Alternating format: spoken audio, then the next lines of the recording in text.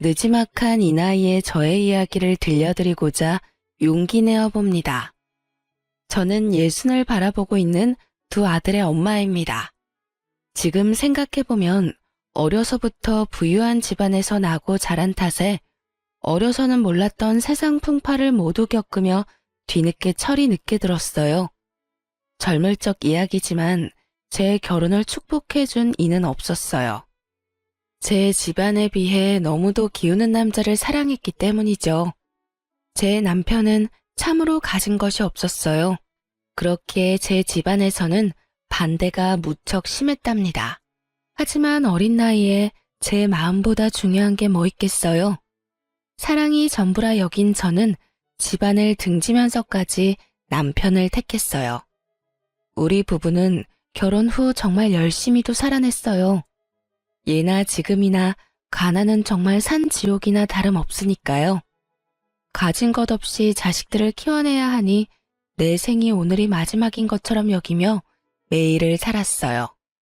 그 고생을 하며 살아와 이제 좀 편해질만 하니 제 나이 50에 남편이 암 진단을 받았고 투병 2년 만에 세상을 떠났네요. 그 일을 떠나보낸 슬픔은 잊을 길이 없었지만 자식들이 성인이 된 후라 사는 것에 대해 힘든 건 없었어요. 단 하나 마음에 걸리는 게 있다면 아들들이 결혼 정년기가 다 되도록 아직 가정을 이루지 않았다는 것 정도였죠. 너희 장가 갈 생각이 전혀 없는 건 아니지? 내 속 그만 태우고 얼른 장가 좀 가라, 응? 엄마도 참, 장가를 혼자 가나? 나나 영호나 짝이 있어야 가지. 너희는 그 나이 되도록 여자친구도 없어? 엄마, 원래 여자친구는 돈과 같아. 있다가도 없고 없다가도 있는 게 말이야. 그치요? 어련히 잘할 거라는 걸 알면서도 결혼은 또 다른 문제라는 생각에 시간이 흐를수록 제 걱정은 쌓여갔어요. 그런데 너무 섣부르게 제가 앞서 나갔다는 걸 나중에야 느꼈어요. 붉은 실로 이어진 자기만의 짝이 있다고들 하잖아요. 정말 그렇기라도 한 건지 아들 둘 다 비슷한 시기에 좋은 짝을 만나 속전속결로 장가를 가더군요. 그 후로는 세상의 근심이 모두 사라졌어요. 말로 다 표현 못했지만 장가도 못 가고 노총각으로 늙을까봐 내가 얼마나 걱정했는지 몰라. 그런데 단번에 며느리가 둘이나 생기다니 너무 기뻐서 아직도 믿기지 않아. 이제 동서랑 제가 있으니 기쁘게만 지내세요. 적적하시다 느끼시지 않도록 저희가 자주 찾아뵐게요. 고맙다. 이렇게 예쁜 딸이 둘이나 생겨 너무 든든하고 행복하구나. 딸이라고 생각해 주시니 너무 감사해요. 형님이랑 제가 어머님 사랑 듬뿍 받는 걸 보고 아주버님과 신랑이 질투하는 건 아닌가 몰라요. 첫째 며느리는 본성이 참 예쁜 아이고 둘째 며느리는 영특한 아이라 든든하기까지 했어요. 저는 너무도 소중한 며느리들이라는 생각이 절로 들었고 그래서 제 배 아파 낳은 아들 둘보다도 예뻐하고 아꼈어요.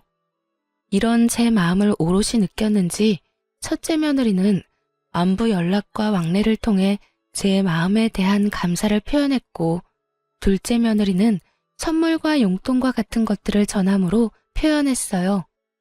첫째 며느리는 연년생에 손주를 낳아 전업주부로 지냈고 둘째 며느리는 간호사로 큰 병원에 근무를 했거든요. 아들을 둔 동네 아줌마들은 이런 저를 내심 부러워했어요.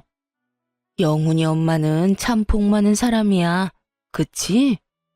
정말 자기를 끔찍이도 챙기던 아들들도 참 부러웠는데 이제 다정한 며느리에 능력 있는 며느리까지 얻었잖아.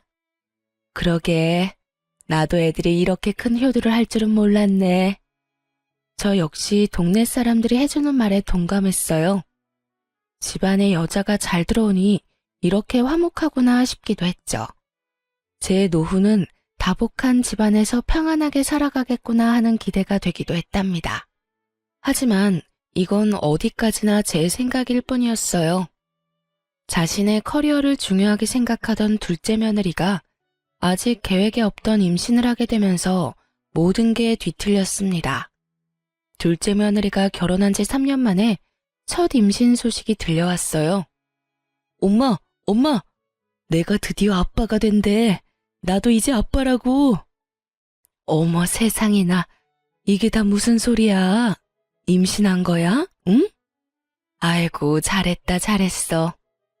둘째 아들이 30이 훌쩍 넘었던 때라 임신 소식이 제겐 얼마나 벅찼는지 모릅니다.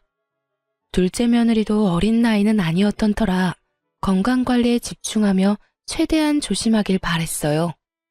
하지만 둘째 며느리는 이전처럼 일을 하겠다 고집을 피우더군요. 임신 초기는 특히나 조심해야 하는 시기란다. 알고 있지? 네, 어머님. 너무 염려 마세요. 제 일이 간호사인걸요. 그래. 그래도 일은 이제 쉬는 게 어떠니? 큰 병원에서 근무하느라 많이 고되잖니. 무리해서 좋을 건 없으니 말이야.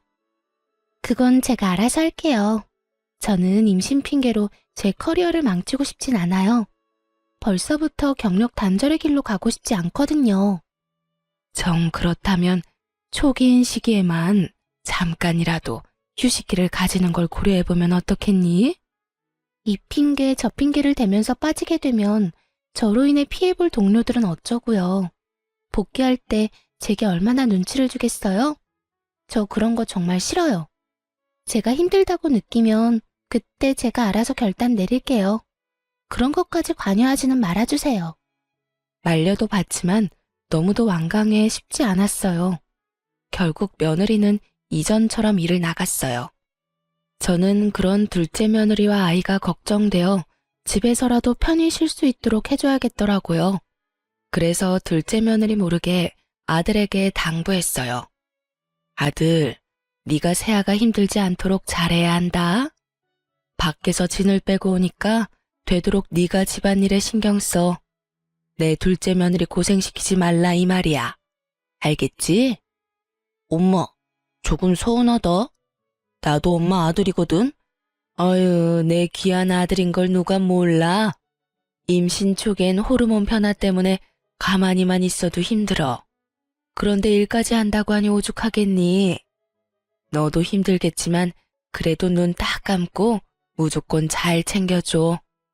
여자는 임신했을 때의 기억이 평생 가는 거야. 알겠어. 그래야 아내도 편하고 엄마도 편하다는데 내가 못할 것도 없지. 저는 둘째 며느리가 혹여나 제 연락에 스트레스를 받을까봐 안부 연락도 줄일 정도로 무척이나 신경 썼어요. 매주마다 직접 창거리를 만들어 아들에게 보낼 정도로요. 그런데 둘째 며느리가 임신 4개월 차에 막 접어들 무렵 억장이 무너지는 소식을 접하고 말았습니다. 바로 둘째 며느리의 유산 소식이었어요. 엄마, 아이가 유산됐대. 실은 엄마가 더 불안해할까봐 말은 안 했지만 저번 주에 복통이랑 피비침이 있어서 병원에 다녀왔었어.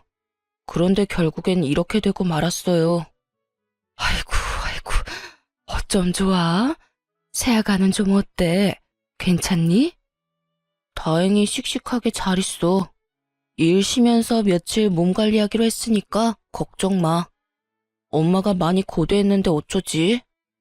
지금 그게 뭐가 중요하니? 내 아들과 며느리가 얼마나 상심이 클까? 아휴, 가여운 것. 어쩜 좋니? 너무 안타까웠고 또 둘째 며느리가 힘들어할 걸 알기에 마음이 무거웠어요. 유산도 출산과 다를 것 없이 몸조리를 해야 한다고 하더라고요. 그래서 제가 직접 건강에 좋은 음식을 이틀에 걸쳐 준비했어요. 그렇게 양손 가득 챙겨 둘째네 집으로 찾아갔죠. 그런데 아무리 배를 눌러도 인기척이 들리지 않는 거예요. 저는 혹여 둘째 며느리가 상심이 커 우울감에 빠져 있는 건 아닌가 하는 불안감이 엄습했어요. 그래서 아들에게 연락해 상황을 설명하고 도어락 번호를 넘겨받았죠. 급히 현관을 열고 들어갔는데 이 무슨 일인가요? 집에서 쉬고 있어야 할 둘째 며느리가 보이지 않는 겁니다. 놀란 마음에 둘째 며느리에게 연락했더니 정말 황당한 소리를 하더군요. 얘, 너 지금 어디니? 네? 저 병원 출근 중인데 왜 그러세요? 휴가 중에 출근은 무슨 출근이야? 아직 그렇게 무리하면 안 되는 건 모르니? 당장 집으로 돌아오렴, 어서. 집에만 있으니 답답해서 그냥 휴가 반납했어요. 어머님, 걱정 끼쳐 죄송해요. 저 이제 괜찮아요. 신경 쓰지 않으셔도 돼요. 저 다 회복됐어요. 그래도 잘 쉬어야 하는데. 네 걱정에 반찬 이것저것 싸왔으니 끼니라도 잘 챙기렴. 며느리는 너무 대수롭지 않아 보였어요. 그래서 처음에는 기분이 영 좋지 않더라고요. 그런데 대화를 곱씹어 보니 착잡한 마음에 집에서 쉬는 것도 마다하고 일을 하려고 하는 건 아닌가 하는 생각이 들어 더욱 걱정이 밀려왔어요. 그 뒤로 둘째 며느리가 무리해서 건강이라도 나빠질까봐 보약까지 지어서 보냈을 정도로 정성을 쏟았어요. 첫째 며느리까지 저를 도와 둘째 며느리를 챙겼고요. 그런데 딱 2달 후 둘째 아들이 씩씩거리며 집에 찾아와서 분노를 쏟아내는 게 아니겠어요? 간만에 왔는데 기분이 영 안 좋아 보이네? 무슨 안 좋은 일 있어? 엄마, 나 아무래도 결혼을 잘못한 것 같아. 정말 화가 나 미치겠어. 너 설마 부부싸움하고 뛰쳐나온 거야? 으휴, 내가 못 살아. 워낙 둘째네가 둘 다 고집이 있는 편이라 저는 의견 충돌이 좀 있었나 보다 생각했어요.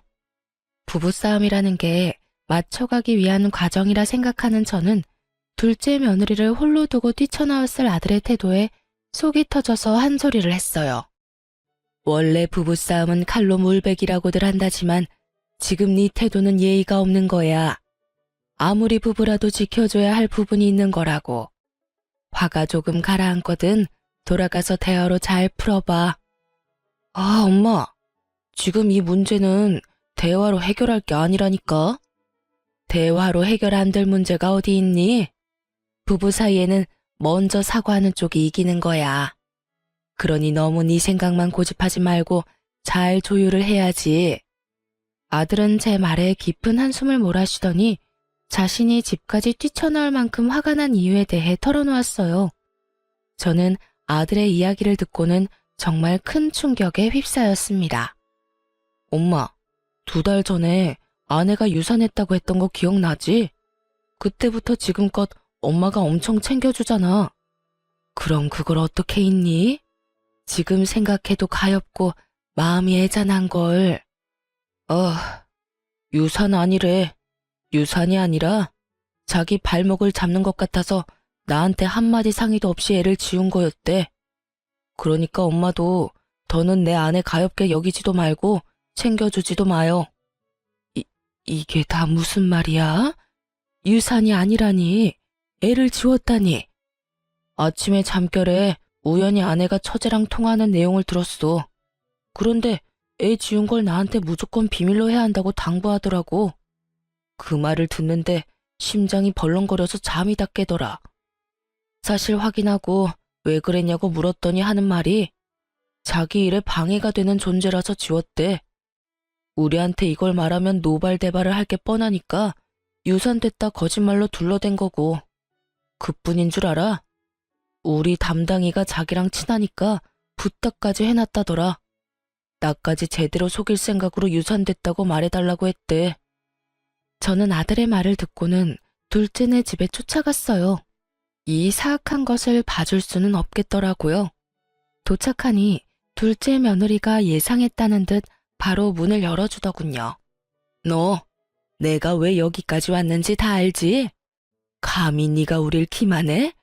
네 입으로 직접 떠들어봐. 어머님께서도 제가 일 욕심이 많다는 건 알고 계시잖아요. 제가 아이를 원하지 않았다는 것도 아실 거고요. 독단적이라는 게 잘못이었다는 거 알아요. 하지만 제가 미리 알렸다면 저를 말리셨을 거잖아요. 그래서 지금 네가 잘했다는 거냐? 네 의견이 가장 중요한 건 맞지만 이건 너만의 문제는 아니야. 그런데 어떻게 이 중대한 일을 멋대로 결정하고 행할 수 있어? 그것도 남편인 내 아들에게 숨기면서까지. 지금처럼 이러실 것 뻔한데 저라고 뭐 방법이 있어요? 유산이라고 둘러댄 제 마음은 편했겠냐고요. 저는 형님처럼 구질구질하게 살기는 싫어요, 어머님. 자식이 우선이라고 내 삶을 내려놓고 희생하는 건 바보 같은 짓이죠. 저는 제 자신이 그리고 제 일이 가장 먼저예요. 애를 유산했든 지웠든 제게도 큰 상처라는 걸 모르세요? 이날 저는 며느리에게 큰 실망을 했어요. 그리고 절대 있을 수 없는 일이라고 엄포를 놓았죠. 네가 상처를 받지 않았다는 말이 아니잖아. 내게는 나중에 내 아들을 통해 알릴 수 있다고 치자. 하지만 애 아빠와는 의논하고 신중하게 결정한 후 행동했어야지. 이번 일은 절대 용납할 수 없다는 걸 명심해. 네, 죄송해요. 저는 이날 이후로 둘째 며느리에게 손주는 바라지도 않았어요. 제 둘째 아들은 여전히 자녀를 원하는 마음이 있었지만 더는 둘째 며느리에게 2세 계획에 관한 이야기는 하지 않았고요. 그런데 그로부터 1년 후 둘째 며느리는 또 임신하게 되었어요. 저는 이 또한 청천벽력과도 같았어요. 또다시 새 생명을 내쳐버리면 어쩌나 하는 노파심까지 들었거든요. 그래서 처음 이 소식을 들었을 때 축하하기를 망설였어요. 첫째 며느리에게 전화해 어쩌면 좋냐며 불안함을 표현하기까지 할 정도였죠. 둘째 임신 소식 너도 들었니? 네, 어머님. 안 그래도 좀 전에 동서랑 통화했는걸요. 별 말은 없고? 나는 불안해서 아직 연락도 못하고 이러고 있지 않니? 아, 어머님께서 낙심이 크셨었죠. 이번은 다를 거예요. 동서도 기뻐하는 것 같았는걸요. 첫째 며느리의 말을 듣고서야 둘째 며느리를 만나 이야기를 들어볼 용기가 생겼어요. 임신 축하한다, 아가. 저기, 내가 온 진심을 다해 축복해줘도 되는 게 맞니? 그럼요, 어머님. 임신했다는 사실이 너무도 가슴 벅차요. 1년 전 그 순간들이 큰 후회로 남았어요. 이 아이만큼은 제가 어떻게든 지킬 거예요. 잘 생각했다. 너무 다행이야. 그렇게 생각해줘서 고맙구나, 정말. 저는 둘째 며느리를 얼싸안으며 오롯이 기쁨을 표현했어요. 둘째 며느리는 제게 말한 것처럼 임신 기간 동안 먹는 것 하나까지 관리하며 아이를 맞이할 준비를 해나갔어요. 물론 만삭 전까지 일을 쉬지 않고 쭉 해나갔지만 저는 그것까진 말릴 생각은 없었어요. 일이 중요한 아이라는 걸 이제는 너무 잘 알았으니까요. 그렇게 서로를 이해하며 지내는 동안 시간은 훌쩍 흘러 순탄하게 아이를 출산할 수 있었어요. 둘째 며느리는 육아휴직까지 내고 육아에 전념했죠. 그 모습이 당연한 것임에도 어찌나 대견스럽던지 제가 두 팔 걷어붙이고 나서서 육아를 자주 도와줬어요. 그땐 어렵게 얻은 손주라고 생각하니 더 귀하게만 느껴졌어요. 첫째 며느리가 내색하지 않았지만 서운해할지도 모르겠다는 생각이 들 정도로 둘째네에게 많은 공을 들였어요. 며느리는 아이가 9개월쯤 되었을 무렵 육아휴직이 끝나 복귀하여 다시 일하기 시작했어요. 그때부터는 제가 정말 육아를 도맡아 했다고 표현할 정도로 아이를 제가 돌보았죠. 사돈댁도 며느리만큼이나 일욕심이 많은 분이라 활발하게 경제활동을 하고 계셨기에 저 말고는 아이를 챙겨줄 리가 딱히 없기도 했거든요. 며느리나 아들이 그 어린애를 기관에 맡기는 것도 불안해했고요. 그런데 막내 손주가 돌이 막 지났을 때 제 건강이 급격하게 안 좋아졌어요. 원래도 골다공증과 고지혈증 같은 나이가 들면 자연히 생기는 여러 질병을 앓고 있던 터라 전적으로 육아를 하는 것이 제게 큰 무리가 되었던 것 같았어요. 그래서 고심 끝에 저는 둘째 부부에게 요양을 하러 다녀오겠다며 털어놓았죠. 내가 원래도 부실한 편이었잖니. 나이도 나이고 여기에 육아까지 돕겠다며 나섰더니 짧은 시간 동안 건강이 많이 나빠졌어. 그래서 1, 2년 정도 고향에 가서 좀 쉬고 올까 한다. 네? 이렇게 갑작스럽게요? 그럼 저희는 당장 아이를 어떻게 해요? 미안하게 됐구나. 몇 년 내려가 요양하고 와서 다시 도울 거니까 그때까지만 너희가 좀 고생해주렴. 둘째 부부는 제 말에 난감한 표정을 지었어요. 아니, 정확히는 둘째 며느리가 곤란하다고 말하고 싶은 표정이었죠. 엄마, 요양을 해야 할 정도로 몸이 안 좋은 거야? 고향에 이제 다른 식구도 없는데 혼자 내려가서 괜찮겠어? 너희가 걱정할 정도는 아니야. 좋은 공기 마시고 좋은 음식 먹으면서 관리하면 좀 더 활력도 생기고 좋을 것 같아서 다녀온다는 거야. 솔직히 어머님께서 암 같은 병도 아닌데 고향까지 내려가 요양을 할 필요는 없지 않나요? 그리고 애 봐줄 사람이 없어지면 저는 일을 어떻게 하라고요? 복귀하자마자 지금 일을 다시 멈춰야 한다는 소리잖아요. 저는 제 일이 그런 식으로 꼬이는 건 원치 않아요. 당신, 엄마한테 그게 무슨 말이야. 우리 엄마가 무조건 우리 애를 봐줄 의무가 있는 것도 아니잖아. 다른 것도 아니고 건강 때문인데 우리만 생각하는 건 잘못된 거지, 응? 당신이 당장 육아휴직 쓰고 우리 애 챙길 거 아니잖아. 결국 엄마라는 이유로 내가 피해를 봐야 하는데 이런 말을 안 하게 생겼어? 둘째 며느리는 제 건강 회복은 안중에도 없었어요. 아니, 제가 저를 챙기려는 게 마음에 들지 않았던 거죠. 자신의 부모에게는 도움을 청해볼 생각조차 하지 않으면서 저더러는 무책임하다는 말까지 하며 잡아두려 하더군요. 당장은 앞날이 캄캄하다고 느껴져서 내게 서운할 수 있어. 하지만 내가 안 온다는 게 아니지 않니? 언제든 건강이 좋아졌다고 느끼면 올라올 거야. 그러니 너그러운 마음으로 받아들여 주렴. 어머님, 이건 너그럽고 그렇지 않고가 중요한 건 아니죠. 어머님께서 줄곧 아이를 봐주면서 양육 패턴도 다 생겼는데 이제 와서 어머님 쉬어야 하니 못 도와주겠다고 하는 건 못된 거 아닌가요? 뭐? 예. 내 애 아니고 너희 부부의 아이야. 나는 여태껏 내 손주니까 챙겼던 것 뿐이잖니. 자식은 부모가 키우는 거지 남이 키워주는 게 아니야. 그런 식으로 말씀하시는 건 정말 무책임한 거죠.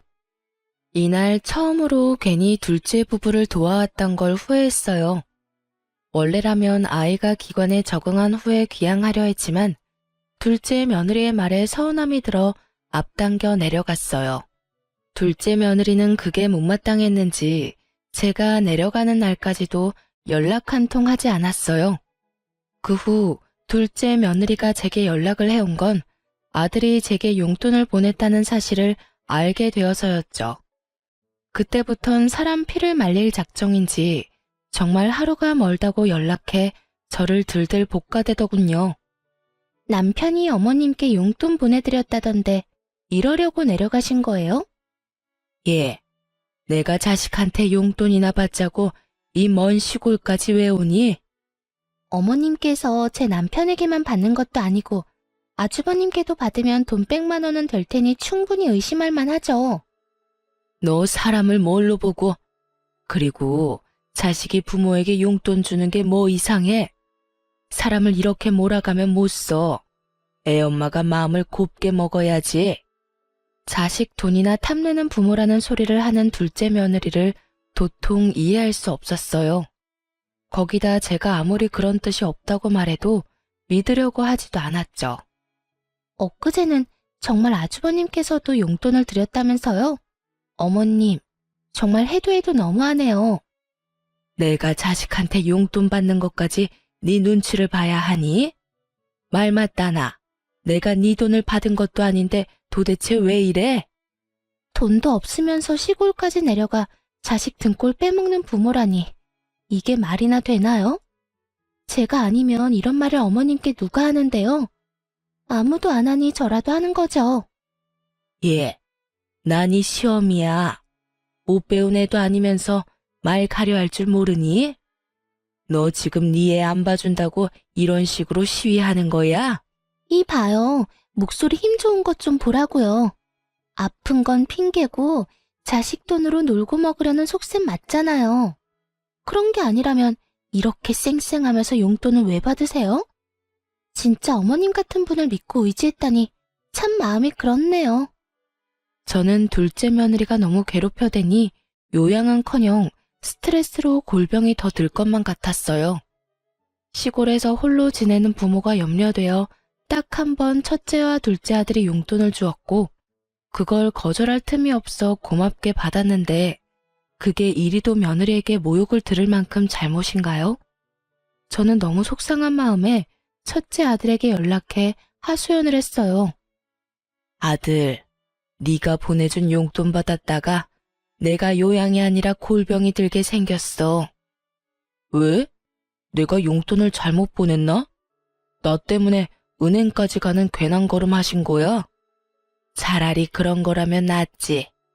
둘째 며느리가 용돈 좀 받았다고 얼마나 닥달인지 내가 정신이 나갈 지경이라니까. 네 동생한테는 이 이야기는 하지 말고 앞으로 용돈 보내지 마렴. 둘째한테도 용돈 그만 보내라고만 전해라. 원래도 입이 무겁고 의지가 됐던 첫째기에 연락해서 털어놓고 나니 마음이 조금은 나아졌어요. 하지만 그것도 잠시뿐이었죠. 둘째 며느리의 연락을 받고는 또다시 기분은 착 가라앉았어요. 이제 쉴 만큼 쉬시지 않았어요? 멀쩡한 몸뚱이 그만 놀리고 다시 올라오셔서 원래처럼 저희 도와주셔야 하는 것 아니에요? 너 정말 애가 왜 이리 못됐니? 네가 날 꾀병 부린다고 여기는 것까진 구구절절 설명할 생각이 없으니 넘어간다 치지만 정도껏 해야 할 것 아니야. 아, 방금 꾀병이라고 인정하신 거죠? 내가 이럴 줄 알았어. 자식들한테 돈 받고 싶어 구실 만들었던 게 맞네. 자식한테 용돈이 받고 싶거든 보탬이 되셔야 하는 것 아니에요? 이렇게 뻔뻔한 방법으로 용돈을 갈구하는 건 죄예요, 죄. 저는 보탬이 되라는 말에 열이 확 뻗쳤어요. 당돌한 아이라는 걸 알았지만 이렇게 못된 생각을 가졌을 거라곤 꿈에도 몰랐네요. 네, 시간이 꽤 흘러 제가 간과했던 거죠. 자기 일에 방해가 된다고 자신의 아이까지 말없이 지우내라는 걸요. 저는 며느리에게 이만했으면 그만하라고 경고했어요. 하지만 둘째 며느리는 멈추지 않았죠. 하루빨리 올라와서 절 돕는 게 좋으실 거예요. 자꾸 이런 식으로 저 힘들게 만들면 애만 두고 확 가출해버릴 줄 아세요? 뭐야? 그게 애엄마가 할 소리니? 너 정말 정도가 없는 애구나. 엄마라고 다 고분고분 희생할 필요는 없잖아요. 엄마 없는 애로 키우고 싶은 게 아니라면 어머님도 그 얕은 수작 그만 부리시고 올라오세요. 혹시 알아요? 그러면 제가 용돈이라도 좀 더 쥐어줄지. 장작 한 달을 꼬박 둘째 며느리에게 시달렸고 결국 아이까지 거론하며 저를 협박했어요. 저는 그 협박을 참지 못하고 몇 시간을 달려 둘째네 집에 쫓아갔습니다. 어머 어머님, 손주 사랑이 대단하시네요. 아니면 용돈 더 준다는 말에 오신 건가? 무슨 이유든 좋아요. 다시 와주셨으니까요. 저는 며느리의 망발에 다짜고짜 얼굴로 손을 날렸어요. 둘째 며느리는 새빨개진 얼굴로 질세라 제게 난리를 쳐댔어요. 보잘것도 없는 어머님이 감히 제 얼굴에 지금 손을 댄 거예요? 이렇게 손을 함부로 놀려서 어쩌려고 이러세요? 저는 뭐 못해서 참고 있는 줄 아시냐고요. 제가 어머님 상대로 신고라도 하면 어쩌려고 이러시는 건데요? 네? 눈을 똑바로 축혀뜨고는 대드는데 살쾡이가 따로 없었어요. 저는 끝까지 기어오르는 둘째 며느리와 오늘은 끝장을 보겠다는 마음으로 물러서지 않았습니다. 그렇게 장장 3시간을 며느리와 육탄전을 벌였고 제 아들이 막내 손주를 하원시켜 데리고 온 후에야 멈추게 되었네요. 아들은 제가 올라온 것도 모자라 우리 꼴을 보고 기겁을 했어요. 엄마, 갑자기 연락도 없이 여기까진 무슨 일이야? 꼴은 그게 다 뭐고 이게 다 어떻게 된 거야? 시험이 알기를 개떡같이 하는 며느리 혼쭐 좀 내주러 왔다. 엄마, 알아듣게 말을 해줘야 이해를 하지. 당신 엄마한테 무슨 잘못 저질렀어? 네 아내가 손주 안 봐주고 기양했다고 어찌나 사람을 들들 볶은 줄 아니? 그뿐이야. 네가 준 용돈 받았다고 사람을 못된 사람 취급하는데 내가 참을 수가 있어야지. 앞으로는 너희 일과 나는 별개다. 그런 줄 알아?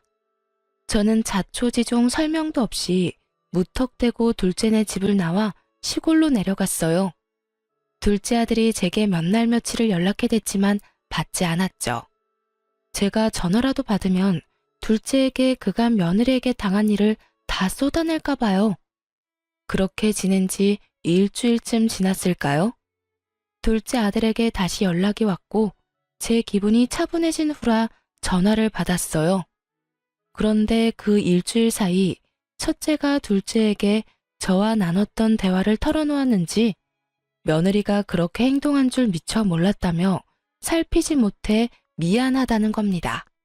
부모라는 게 참 묘하게도 자식이 사과를 하니 가슴이 먹먹하더라고요. 그래서 이제 다 괜찮다고 아들을 한참이나 다독였네요. 그런데 둘째 아들과 통화가 닿은 후부터 둘째 며느리는 더 악독해졌어요. 제게 폭언을 일삼고 자신을 해코지한 파렴치한 취급을 하더라고요. 손버릇 더러운 분께서 그동안 어떻게 참으셨어요? 제가 또 용돈 운운하면 와서 제 얼굴에 손대실 거죠? 못 베어먹은 티 너무 나니까 소름 끼쳐. 네 이런 태도가 더 끔찍하다는 걸 모르니? 미련한 것. 뭐요? 자식들이 피땀 흘려 번 돈으로 지금 살고 있는 그 허름한 시골집까지 사서 요양하는 주제에 부모래도 다 같은 부모가 아니라더니 어머님처럼 양심 없고 부모 자격 없는 분은 또 처음 보네요. 네가 뭘 안다고 입을 함부로 놀려? 감히 네가 뭔데 부모 자격을 운운하니? 어? 왜 격분하고 그래요?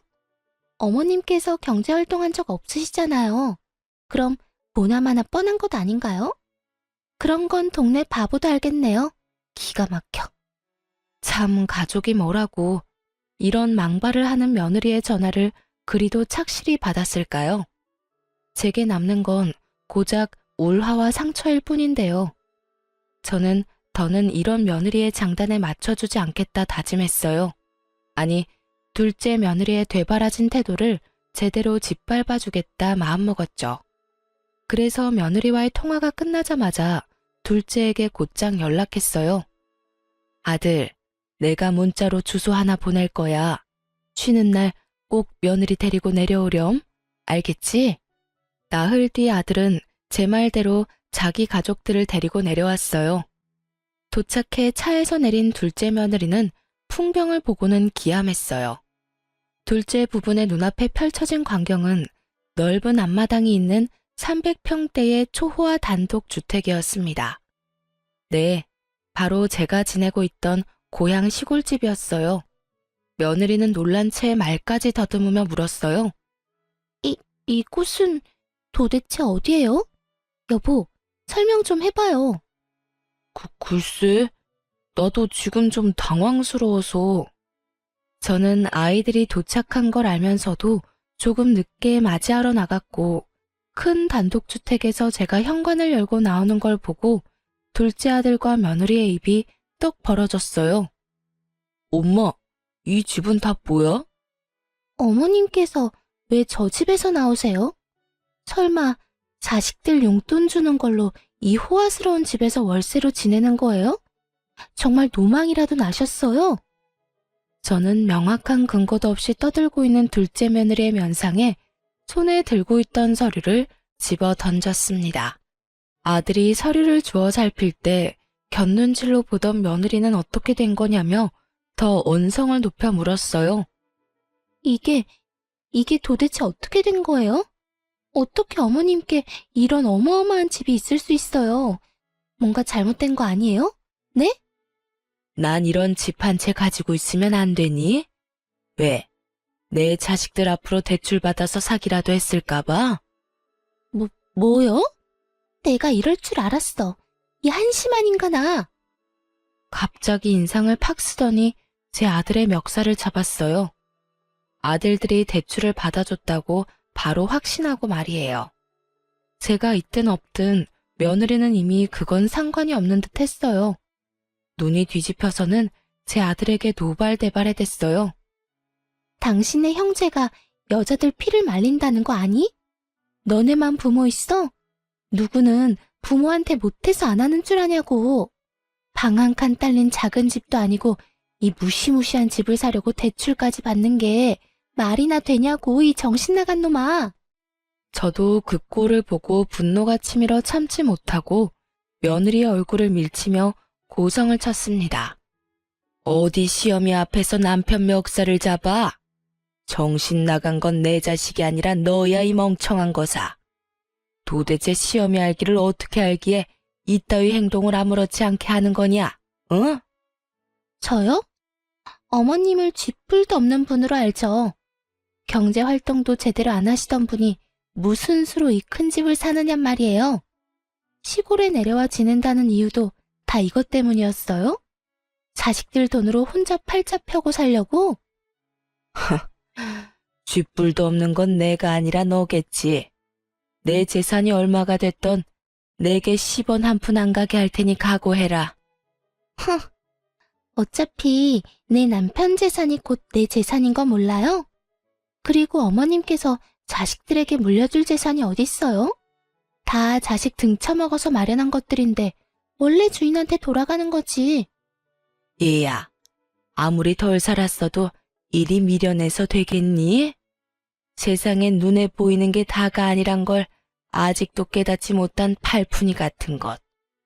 제 재산을 절대 둘째 며느리에게 가지 않게 하겠다고 말했지만 며느리는 끝까지 제 재산임을 인정하지 않았어요. 하지만 어느 부모가 자식 앞으로 돈을 당겨 이런 집을 사나요? 제가 위에서 언급한 것처럼 저는 부유한 집에서 자랐어요. 이 집 또한 저도 제 부모에게 물려받은 것인걸요. 제 부모님께서 저를 내쳤던 것에 대한 미안함을 평생 가슴 깊이 간직하며 살다가 별세하셨어요.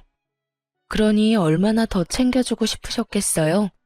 제가 이렇게 시골까지 내려와 요양하겠다고 마음먹은 것도 긴 세월 저지른 불효를 이렇게라도 용서받기 위해서였어요. 저는 이 호화스러운 집 뒷마당에 제 부모님의 묘를 세웠거든요. 제 노후를 부모님의 묘를 손수 관리하며 살고 싶었어요. 물론 건강이 나아지면 상경에 제 자식을 챙기겠지만 한 달에 한 번은 내려와 제 부모님의 묘를 관리할 계획이었고요. 하지만 이런 제 사정과 뜻을 알리 없는 둘째 며느리는 이 집이 제 명의의 집이라는 걸 끝까지 믿으려 하지 않았어요. 제 말처럼 자식들의 도움이 아니라면 이 집은 어떻게 마련하신 건데요? 이 종이 쪼가리에 불과한 서류를 어떻게 믿느냐고요? 내가 왜 그런 짓까지 해야 하니? 고작 너 하나를 속이자고. 어머님 자존심을 지키기 위해서겠죠. 그래서 돈 내고 대여해놓고 자기 집인 것처럼 하는 거잖아요.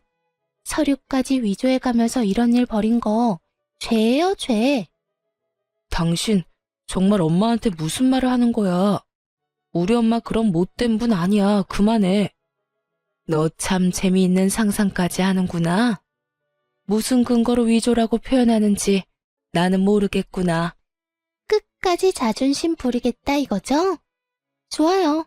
어머님 사기죄로 고소당할 준비나 하세요. 이런 무서운 일까지 저지르고 좋게 넘어갈 줄 아셨어요? 올라오라고 말할 때 얌전히 와서 손주 양육이나 하면서 지냈으면 좋았잖아요.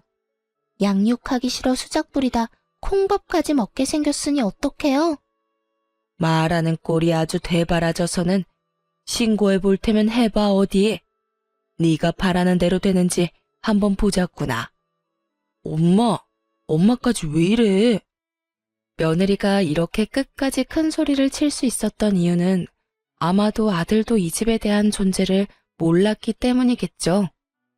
며느리는 이날 돌아가서 정말 저를 신고했습니다. 물론 이 일로 제가 스트레스를 많이 받기도 했지만 결과적으로는 제 땅이라는 것만 제대로 증명된 채 며느리가 바라던 모습은 안타깝게도 전혀 없이 흐지부지 끝이 났죠.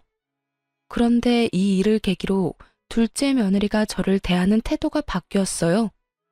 어머님, 제가 큰 실례를 범했었죠. 저 지금 정말 많이 반성하고 있어요. 앞으로는 어머님 말씀만 믿으며 지낼게요. 얘가 왜 이래? 원래 하던 대로 하렴. 이미 네 본 모습을 다 알았는데 이런다고 뭐가 바뀌니? 아이, 어머님. 말씀을 왜 그렇게 하세요? 제 본 모습이라니요. 그땐 제가 미쳤었던 거예요. 일과 육아에 치이다 보니 정신이 어떻게 됐던 것 같아요. 제가 그동안 쏟아낸 망언은 뭘 몰라서 했던 거니 마음에 담아두지 마셔요. 제가 앞으로는 정말 잘할게요. 그렇게 내숭 부릴 것 없다. 네가 뭘 하든 네가 하는 거라면 난 다 필요 없으니. 제게 굽신거린다는 표현이 꼭 맞을 정도로 굴었어요. 제가 아무리 딱딱하게 말하고 받아주지 않아도 둘째 며느리는 짜증 섞인 목소리 한 번을 안 냈죠. 뿐만 아니라 제 요양까지 돕겠다며 말하는데 기가 찼습니다. 어머님, 이참에 제가 요양을 도와드릴까요? 제가 간호사니까 어머님께도 큰 도움이 되지 않겠어요? 어머님 마음만 풀리신다면 제가 지금 하는 일도 그만두고 당장 어머님 계신 곳으로 내려갈게요. 진심이에요. 너 정말 네가 날 챙긴다는 핑계로 내려와 있으면 내 아들과 손주는 어떻게 지내라는 거니? 제가 아이를 데리고 내려가야죠.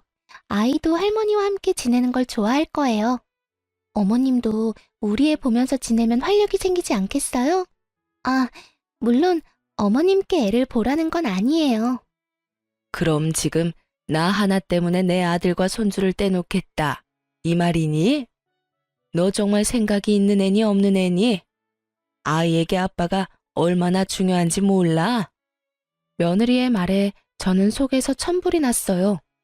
그 손주 하나를 보기 위해 제 아들이 입은 상처의 크기가 어떠하며 제가 어찌나 귀하게 챙겼던 아이인가요. 그런 아이를 떼놓을 생각까지 한다뇨.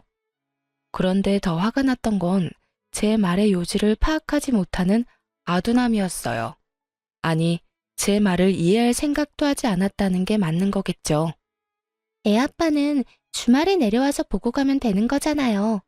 그리고 어머님, 돈이 있어야 자식도 키우는 법이에요. 지금 굳이 중요한 건 그 돈을 품고 있는 어머님이죠. 말도 안 되는 소리를 잘도 떠드는구나. 됐다. 이런 이유라면 다시 연락할 필요 없어. 내 아들이 내 손주와 떨어져 지내는 꼴은 내가 못 본다. 하지만 아픈 어머님을 어떻게 혼자 두나요? 그리고 그간 제가 못한 걸 만회하려면 내려가서 어머님을 보필해야죠. 필요 없대도 넌 네 일이나 하면서 네 가정에나 충실하렴. 어머님, 거절만 하지 마시고 잘 생각해 보세요. 늙을수록 곁에 사람이 있어야 한다는 것 아시잖아요. 그리고 저도 이게 다 제 아이를 위한 거라니까요. 제게 못했던 걸 용서받고 예쁨을 받아야 어머님 재산이 제 아들에게까지 유용하게 쓰이는 거잖아요. 며느리는 시답잖은 소리들을 해대며 제 재산에 관심을 표현했어요. 하지만 저는 이 속물이 소름이 끼칠 지경이었죠. 한 일주일은 저를 설득하려 나긋이 말했지만 개벌은 난 못 준다고 시간이 좀 지나니 슬슬 본 모습을 보였어요. 자신의 생각대로 해줘야 한다 강요했고 더 나아가 자기를 무시하는 거냐며 큰 소리를 쳐댔어요. 그뿐인가요? 망발도 서슴없이 쏟아냈습니다. 거절도 정도껏 해야죠. 돈 좀 있다고 이렇게 사람 무시해도 되는 거예요? 저요, 어머님 며느리예요. 가족이라고요. 제가 일까지 포기한다고 했으면 좀 속는 셈 치고 넘어가 줄 순 없나요? 내가 왜 그래야 하니? 그리고 내가 언제 널 무시했어? 무시라면 아마 네 연락을 고의적으로 받지 않았겠지. 전화를 받아서 대놓고 무시를 하는 거잖아요. 제 일까지 포기한다는 게 어떤 의미인지 모르세요? 제가 그 정도로 노력을 쏟고 있다는 거잖아요. 어머님 정말 그러는 거 아니에요. 너 참 웃긴 애다. 너야말로 그러는 거 아니지. 내 재산 여부를 몰랐을 땐 그렇게 되바라지게 굴더니 내가 봐주고 넘어가니까 그래도 되는 줄 아니? 적당히 하렴. 봐주는 것도 정도가 있는 거야. 내가 다른 사람은 몰라도 네 도움은 받을 일 없을 거니 그런 줄 알렴. 나도 이제 당신 도와줄 맘 없어. 돈 좀 있다고 나 무시하는 사람한테 나도 잘 보일 생각 없다고. 빨리 이 세상 떴으면 싶은 마음뿐이거든.